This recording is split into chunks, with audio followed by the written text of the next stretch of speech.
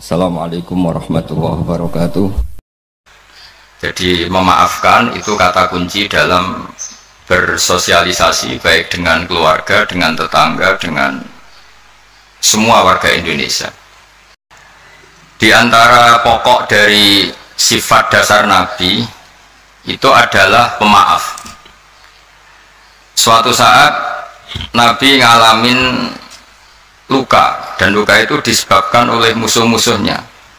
Kemudian ada di antara yang memberi saran ke Nabi, lau da'auta alaihim, mbok jenengan maksudno mereka, karena mereka sudah melukai engkau, terus sudah biadab sama engkau. Tapi Nabi menjawab, ini di halaman 73 dalam kitab Hukukul Mustafa karangannya Qodiyat, judulnya itu Asy-Syifa. Ini lam upas la'anan, saya ini tidak ditugaskan Allah untuk menjadi tukang laknat, untuk menjadi orang yang sukanya menghabisi yang lain. Walakinni bu'istu da'iyan warahmatan, tapi saya diutus untuk berdakwah yang baik, warahmatan, dan menjadi rahmat. Terus Allahumma hdi qaumi fa innahum la ya'lamun, ya Allah beri hidayat kaum saya, karena perilakunya demikian itu disebabkan karena ketidaktahuan.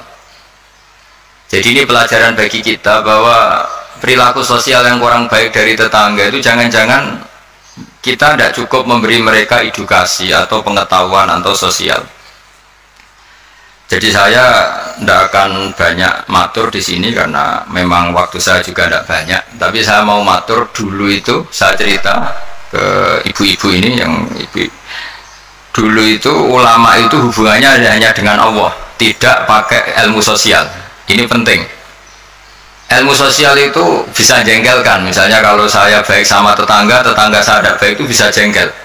Atau baik sama istri ternyata malah lama, bisa jengkel. Baik sama tamu ternyata malah tamunya kurang sopan atau mengganggu, itu bisa jengkel. Sehingga dulu Nabi itu kalau menyuruh kebaikan itu mangkana yu'minu billahi wal yaumil akhir falyukrim dhaifahu falyukrim jaruhu. Jadi kebaikan kepada orang lain itu atas namakan Allah. Sehingga kalau kita jengkel itu mudah memaafkan. Saya punya banyak cerita di Ihya, juga di beberapa kitab. Itu ada seorang ulama dipanggil tetangganya, Pak Yai silahkan datang ke rumah saya. Si Kiai tadi datang. Setelah datang ke rumah pemuda itu, pemuda tadi dengan biadabnya bilang, Pak Yai saya tidak butuh kamu, silahkan pulang. Dan Kiainya tersenyum. Setelah itu setelah sampai rumah dipanggil lagi, Pak Yai datang lagi ke rumah saya. Kiainya datang sampai 3 kali, dan kiainya sama sekali tidak menunjukkan wajah kecewa. Senangnya bukan main. Terus pemuda tadi tanya, kenapa engkau tidak benci, kenapa engkau gak tersinggung? Kiainya tertawa-tawa. Nak, saya datang ke kamu itu bukan karena apa-apa, memang Allah menyuruh saya ini memuliakan tangga, sehingga ketika tetangga memanggil ya saya datang, itu perintahnya Allah, jadi saya tidak ada urusannya dengan kamu. Nah itu pentingnya pertaruhan, apa-apa itu atas nama Allah, itu tidak mudah kecewa. Tapi kalau atas nama manusia itu kalau dia jengkelin, kita akan balas jengkelin. Tapi kalau atas nama Allah itu legowo. Ini yang dibutuhkan dalam berbangsa dan bernegara. Jadi misalnya hubungan kita dengan negara, kalau memberi itu ibadah dan keren, heroik. Tapi kalau mendapat itu, kalau kita tidak berhak itu ada hisabnya. Misalnya kita digaji karena pekerjaan tertentu, tapi bawaannya di kantor baca koran, guyon, terus main WA terus misalnya, itu antara gaji dan pekerjaan itu malah masalah. Tapi kalau kita memberi, itu pasti dapat pahala. Bayangkan kalau negara ini, hubungan masyarakat dengan negara itu memberi, kayak kita zaman belum merdeka. Tentara-tentara itu dibantu orang-orang kampung, dulu itu hanya dengan ketela, dengan makanan-makanan kampung, tapi hubungannya itu memberi. Barokahnya itu bisa merdeka. Tapi kalau hubungannya mendapat, itu orang itu nggak akan puas. Begitu juga kiai dengan masyarakat, masyarakat dengan kiai itu, kalau hubungannya memberi itu insya Allah akan semuanya baik-baik saja. Tapi kalau hubungannya ingin mendapat, ini masalah. Jadi sebetulnya menata bangsa ini juga menata peradaban manapun itu dimulai dari mental memberi. Yunfikun itu memberi. Memaafkan juga sama. Kalau kita nurutin jengkel itu gampang jengkel, tapi mulailah dari mental memberi maaf. Makanya Rasulullah itu ketika ada sahabat marah sama pembantunya, kata Nabi, marahnya Allah itu lebih dahsyat ketimbang marah kamu pada pembantu. Terus sahabat tadi tanya, lalu supaya Allah tidak marah ke saya gimana? Terus Nabi jawab, Allah takhdok, kamu sendiri jangan mudah marah. Jadi semua kekacauan sosial itu kan karena kita sadar punya hak, kemudian kalau terganggu kita marah. Gara-gara marah melahirkan pemecatan, melahirkan macam-macam, akhirnya melahirkan dendam macam-macam. Jadi dalam bulan Syawal ini kita harus berlatih memaafkan. Ya, jadi minal aidin wal faizin. Saya beri beberapa contoh. Jadi tadi sudah contoh daksur, terus Nabi menjawab, saya tidak diutus Allah untuk sebagai pelaknat, tapi walakin bu'istu da'iyya wa rahmah. Terus ada lagi cerita tentang orang Badui. Orang Badui itu orang primitif yang kurang berperadaban. Itu datang ke Nabi kemudian memaki-maki Nabi, Muhammad, engkau jadi pemimpin harus yang adil, nggak boleh tidak adil. Terus Nabi itu dengan senyum bilang, fama ya'dilu idza lam adil, lalu yang adil siapa kalau saya sendiri tidak adil? Padahal Nabi ketika dilihat tidak adil itu punya ilmu yang luar biasa. Tak beri gambaran begini, mungkin orang Indonesia tidak siap, tapi harus siap, dilatih supaya siap, apalagi ibu-ibu kayaknya agak siap. Nabi itu kalau ada orang sering memberi itu malah setelah Nabi kuat, zaman dulu kuat itu artinya memenangkan istilahnya pergulatan antara hak dan batilnya. Nabi setelah mengalami Fatu Mekah itu ya mapan. Itu yang biasa berderma, biasa ngasih itu nggak dikasih. Tapi yang orang-orang barusan masuk Islam, barusan jadi orang baik itu dikasih banyak. Nah, tentu ini dipandang banyak orang itu tidak fair. Tidak fair itu, oh yang dulu berjuang mati-matian nggak dikasih, yang tidak berjuang kok apa? Dikasih. Itu dianggap nggak adil oleh pikiran ini. Tapi cara berpikir nubuah tidak seperti itu. Cara berpikir nubuah itu orang yang biasa ngasih negara, misalnya berjuang kemerdekaan atau berjuang membebaskan Indonesia dari penjajah, itu mentalnya memberi ke negara. Ya itu sama Nabi malah, ya sudah, mental memberi itu mental terbaik, nggak boleh diturunkan jadi mental mendapat.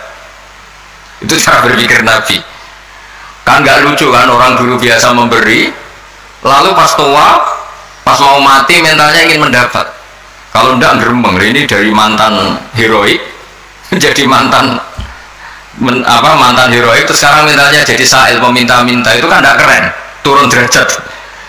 Tapi kalau orang kan nggak terima, wong dulu zaman miskin sama saya, setelah kaya kok lupa saya. Sebetulnya ketika miskin kamu bantu temen, ketika kaya biar saja dia nggak bantu kamu, biar kamu ketemu orang itu keren. Statusnya hanya membantu, bukan dibantu. Tapi ini insya Allah kayaknya banyak yang nggak siap.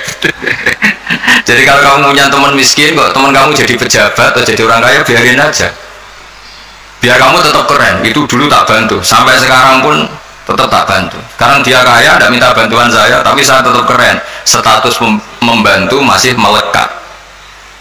Tapi setelah kamu batalkan sendiri status Anda karena kamu minta-minta, kalau tidak geremeng, maka dari status membantu menjadi peminta. Itu nubuah ya. Jadi nubuah itu pikiran yang super.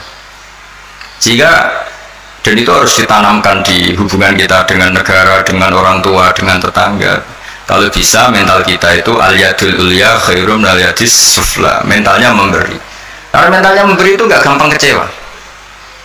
Tapi kalau mentalnya tamak, didatangi bupati kok nggak ninggalin papa, didatangi gubernur pikirannya gitu, didatangi teman kaya begitu, ditandangin apa saja itu kecewa gara-gara punya keinginan yang macam-macam. Tapi kalau mental kita memberi, tersiksa kita kalau tidak bisa memberi ke negara, memberi apa saja, memberi ke negara ikut jaga stabilitas nasional, memberi ke tetangga paling tidak kalau tidak bisa bantu ya tidak ganggu.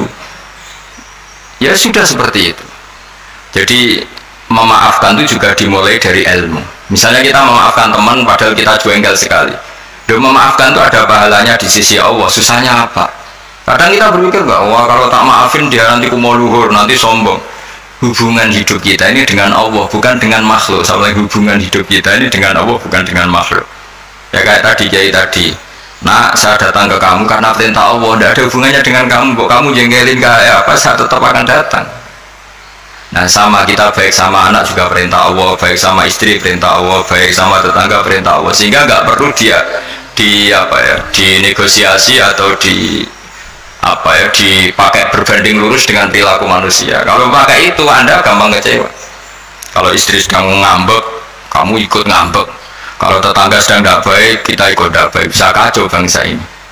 Makanya diantaranya sifat dasar orang baik itu apa? Orang yang wadra'una bil hasanati sayyi'ah, orang yang selalu menanggapi keburukan itu dengan kebaikan. Ini cerita-cerita tentang kebaikan orang-orang dulu. Ketika akhirnya Rasulullah SAW memenangkan kota Mekah dan kota Mekah dikuasai, itu orang-orang yang dulu merangi Nabi, ingin bunuh Nabi, semuanya tuh takutnya minta ampun karena takut dibalas.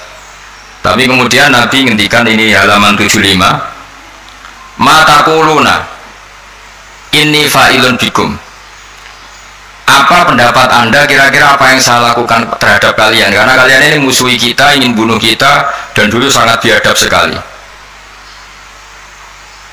Ini pertanyaan Nabi ke orang-orang Quraisy, orang-orang Mekah. Itu jawabannya orang-orang Quraisy, orang Mekah itu, qalu khairan akhun karim wa ibnu akhin karim. Engkau tidak pernah saya saksikan lihat sebagai orang yang bengis, orang yang keras, sehingga kita santai-santai saja ketika engkau menang, karena engkau ya adalah akhun karim wa ibnu akhin karim, engkau saudara yang terhormat dan keluarga yang terhormat. Terus Nabi menjawab mereka, aku kama qala akhi Yusuf la tasrifa alaikumul yaum idhabu fa antumut tulaqa. Saya akan mengatakan ke kamu sebagaimana Nabi Yusuf kepada saudara-saudaranya. Kita tahu kan saudara-saudara Nabi Yusuf ingin membunuh Nabi Yusuf, dicemplungkan ke sumur. Apa saja yang sifatnya biadab pernah dilakukan semua sama saudaranya Nabi Yusuf. Ketika beliau jadi raja di Mesir, semuanya dimaafkan, bahkan dikasih fasilitas luar biasa, padahal mereka saudara yang sangat biadab. Dan itu pun yang dilakukan Nabi, niru Nabi Yusuf, atau istilahnya ya sama perilaku Nabi, la tasriba alaikumul yaum, saya menghadapi kalian kayak Nabi Yusuf menghadapi saudara-saudaranya, yaitu memaafkan. Terus izhabu fa antumut tulaqa, ya sudah kamu pergi saja, kamu akan terbebas dari tuntutan saya. Jadi ini cerita-cerita tentang betapa baiknya Rasulullah SAW, dan kebaikan itu pula yang harus kita tiru, yaitu dimulai dari memaafkan, wal afina anin nas. Nah sekarang masalahnya itu orang itu susah memaafkan. Itu sebabnya sederhana, karena hubungan ibadah kamu itu masih dengan makhluk. Kalau makhluk itu kali janggalin, ya janggalin betul. Nah itu Anda berarti didikte oleh makhluk, didikte oleh manusia. Caranya gimana? Kita harus dilatih hanya didikte oleh Allah Subhanahu wa ta'ala, di mana Allah itu mendikte kita, mengarahkan kita, memandu kita supaya mudah memaafkan. Makanya hubungan dengan istri, dengan itu ya Allah bayangkannya gitu, wa ashiruhunna bil ma'ruf, kamu harus berkawan secara baik. Terus ayat fa in karihtumuhunna, jika suatu saat kamu benci sama istri kamu karena perilaku tertentu, fa asa an takrahu syai'a wa ja'alallahu fi khairan katsira. Jadi bisa saja di watak yang kamu benci itu ada kebaikan yang banyak. Saya berkali-kali menyontohkan, misalnya punya istri sering marah itu bagus. Kalau istri kamu ramah, setiap lelaki disenyumin, yang pusing juga kamu. Jadi kalau marah itu kan nggak ada yang berani goda, itu saja begitu. Alhamdulillah. Jadi, meskipun ya kalau marah terus mungkin suaminya jantungnya terus mati, tapi kan ya maksudnya lihat sisi positifnya. Dulu lama itu begitu. Ada orang berteman sama-sama miskin, terus berteman lagi sama-sama kaya. Setelah sama-sama kaya, yang satu itu jatuh miskin, miskin sekali. Terus setelah miskin, teman-temannya nggak main ke rumahnya. Terus dia diprovokasi oleh orang sekelilingnya. Itu teman kamu yang kaya-kaya biadab sekali, setelah kamu miskin tidak ada yang jenguk kamu. Padahal yang miskin ini sudah jadi buruh boto atau buruh manol di pasar, buruh amal ya. Terus dia mulai menggerundel, wah teman-teman saya ngawur sekali, setelah saya miskin tidak ada yang kesini. Datanglah seorang habib, orang alim, memberi nasihat, bagus gak kesini katanya. Terus kaget kan dia, kenapa? Coba kalau kamu jadi tukang manol gini, mantan bos, teman-teman kamu datang kan jadi tontonan, mendingan lupa. Oh iya ya, iya kan, misalnya kamu miskin, terus teman-teman kamu tetap datang, pas buruh di orang, pas jadi kernet atau jadi pembantu, betapa malunya. Bagus mana ya? Bagus dilupakan apa bagus diingat? Bagus dilupakan. Jadi orang itu Orang itu harus melihat sisi bahwa di balik kodok kodar Allah ini ada hikmah yang kita tidak tahu. Ya sama misalnya ada perempuan cantik dulu semua lelaki melihat. Barang saya itu kukulan bagus dilihat apa bagus enggak coba? Bagus enggak kan? Yang orang kaya dulu naik muka mobil saja nggak mau, bawa handuk saja nggak mau, bawa tas saja nggak mau. Setelah jatuh miskin jadi tukang manol di pasar, tukang angkut barang, terus teman-temannya tetap datang. Mendingan datang apa enggak? Enggak kan, daripada jadi tonton. Nah di sini tuh kearifan ulama, orang tuh harus dilatih.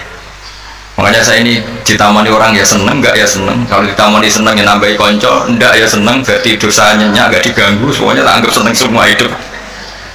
Jadi apa ya, pokoknya semua yang dari awal itu asik, indah sudah. Saya kenal orang ya seneng, enggak kenal ya seneng, sudah sama. Karena Allah sendiri yang tahu hikmah itu. Makanya saya berkali-kali bilang, Imam Syafi'i itu orang, saya berkali-kali bilang, Imam Syafi'i itu bilang punya teman banyak ya enak katanya, karena dengan punya teman ya teman sosial lah enak. Nggak punya teman ya enak. Itu saya berkali-kali cerita. Ya Imam Syafi'i banyak orang tuh nggak seneng jenengan. Alhamdulillah beneran. Kenapa? Orang arah utang ya. Jadi kalau kamu nggak disenangi orang satu kampung tuh artinya mereka nggak akan utang kamu, pinjam mobil kamu. Tapi nggak seneng. Ribet kan? Jadi seneng ya ada hikmahnya, nggak seneng juga ada. Ada lagi yang lapor, Imam Syafi'i, orang yang tadi cium tangan anda, yang hormat anda, di belakang tuh merasani kamu. Jadi Imam Syafi'i, alhamdulillah, berarti saya wibawa, buktinya depan saya nggak berani. Jadi dianggap enteng saja. Jadi orang dulu itu segampang itu melihat fakta. Yaitu ilmu ini yang menjadikan orang tuh tidak uring-uringan Jawa, karena ilmunya luas, nggak gampang emosi.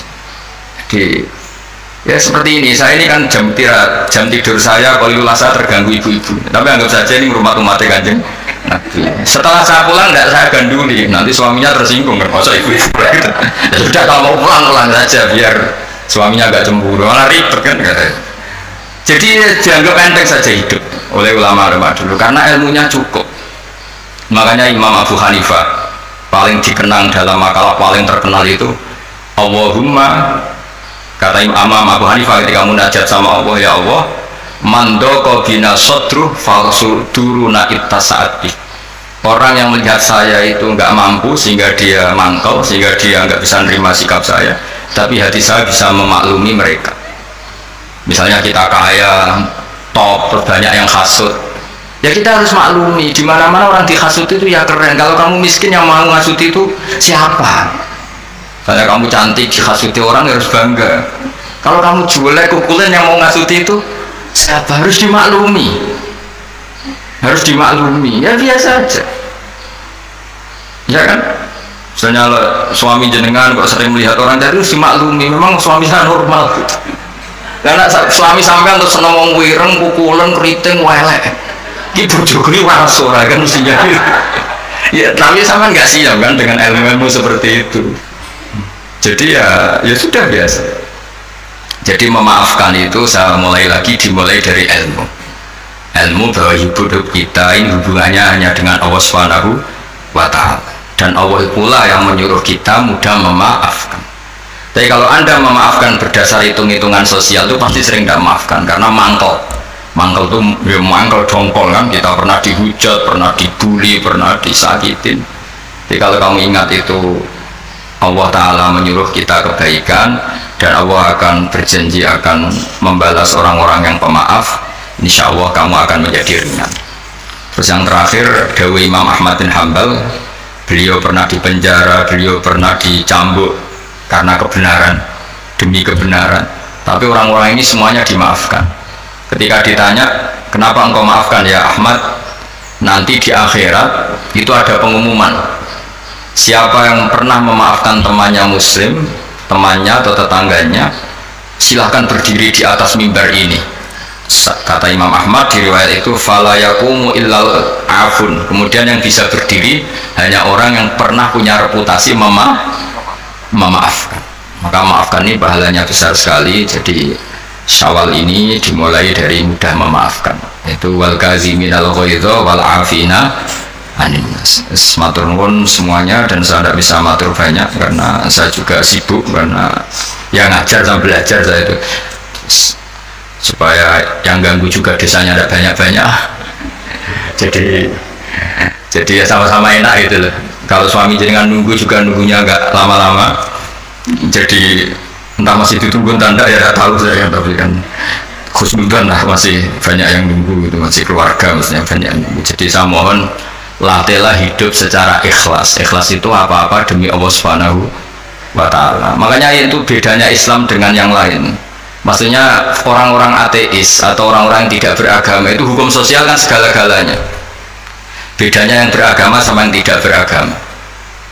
Tapi kalau orang beragama itu pikirannya Allah, jadi tentang berbaik sama tetangga saja, karena mangkana yu'minu billah wal yaumil akhir. Jika buat tetangga itu tidak balas baik, kita inginnya juga tetap baik, karena berdasar perintahnya Allah. Mbok anak sampean beweling tetap ingin baik karena itu perintah Allah. Tapi kalau sampean berdasar manusia, lopo tak sangoni nakal, lopo tak api orang apik be aku, nanti kacau, bangsa ini bisa kacau karena semuanya didikte sesama makhluk. Makanya Islam itu mengajarkan apa? Kebaikan sosial pun karena berdasar perintahnya Allah Subhanahu wa ta'ala.